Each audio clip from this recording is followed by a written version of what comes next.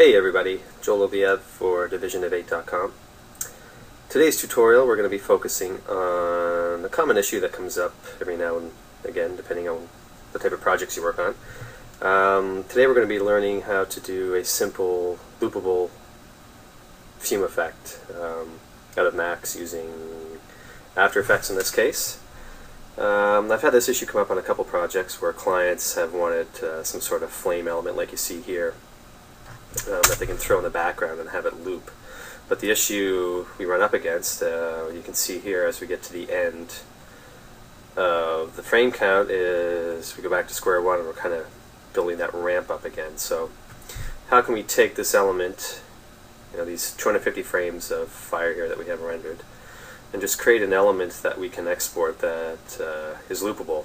So something that can be used in a background, or on a couple of projects, they were actually web projects where they wanted some sort of little element in the background that's loopable, and you don't see this building up of the flames here in the beginning. They want something that's kind of seamless and unnoticeable to the trained eye. So that's kind of what we're going to focus on. It's not a long one, but it's one of these little effects that you can use over and over again to create and deliver elements whenever you need them. So as you can see here, the main issue we have is when we scroll through, we're kind of starting from nothing, and then the flames building up, and as we progress through, we have some good, the flames are licking, the smoke is moving the way we want it.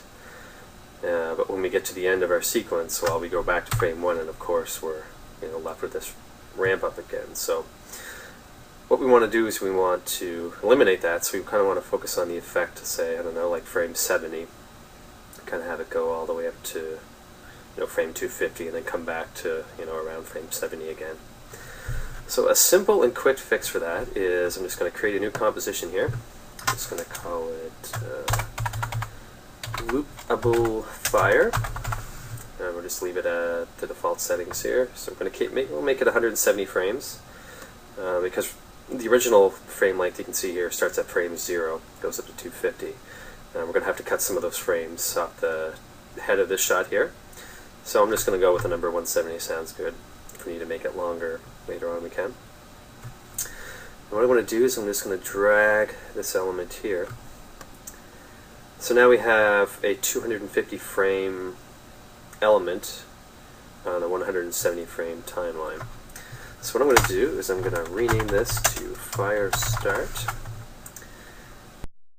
I'm just going to bring up the frame in and out here. I'm just going to select and drag this back. And I've already gone ahead and kind of figured out which frame works the best. So what I'm going to do is I'm going to have it start on frame 71 of the footage. So at frame 0 of the comp, we're going to be using frame 71 of this footage. And so now when we go through and go to the end here, so I'm using home and end on my keyboard. So now when I'm at frame 0, kind of have the initial ramp up is already there, it's already complete, and then when we go to the end, it kind of looks, somewhat similar. So what we're going to do now is we're going to essentially duplicate this layer. Just hit Control D on Windows, so we're going to call this Fire End. Now the tricky thing, what we want to do is, because the fire start, we're starting on frame 71 of the footage. In order to get this to loop, we need the fire end. Its last frame has to be frame 70. So when it goes through the cache here, it's going to go through the comp. When it gets to the last frame, we need that to be frame 70. So when it loops back to frame 0 of the comp, it's reading in frame 71 of the fire start. So what we're going to do is, because our comp is 170 frames long, what we're going to do is we're going to subtract 70 from 170, and that's where we're going to start the fire end here. So we'll go back to frame 100, select fire end and hit the left bracket. So what that does is now it's taking this fire end element, and now frame 0 is starting at frame 100 in the comp. So now when we get to frame 169 here, we're at frame 70 of fire end, so when it loops back to 0, we're essentially going to be at frame 71 of the fire end, or fire start, sorry. So what we do is we're going to animate the opacity here so we get a nice, like right now you can kind of see, if I just turn off the fire start element, you can kind of see where the end here is kind of coming on over top of our already existing element. And to remedy that, all we have to do, we just want to animate the opacity of it. So I'm going to hit I to go to the head of that element, go to opacity. I'm just going to turn this off so you can see my, turn on my switches here. So at frame 100, I'm going to animate the opacity down to 0. Hit a keyframe. We'll go to, I don't know, give it a second transition, so we'll go to frame 130. Crank that up to 100.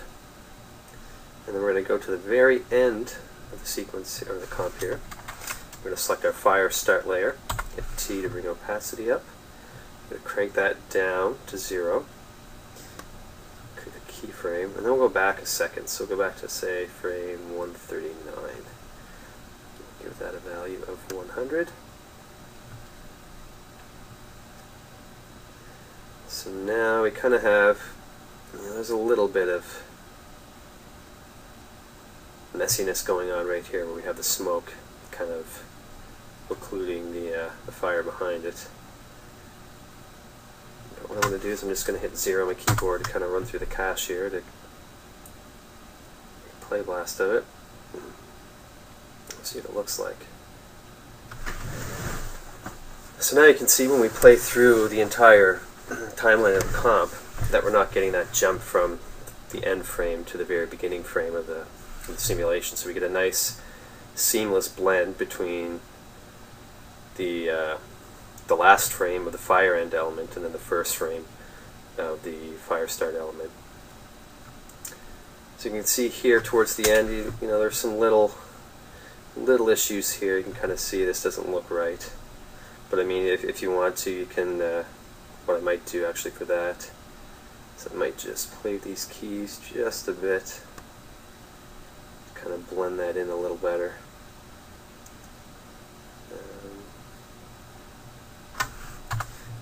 This is totally going to be dependent on your elements too, you know, depending on how much smoke you have or how opaque or transparent the flame element is. I mean, you may have to switch these keyframes around a bit, or maybe just do a slight, use a slight, I don't know, gradient white between the fire end and the fire start elements. But overall, you get the idea.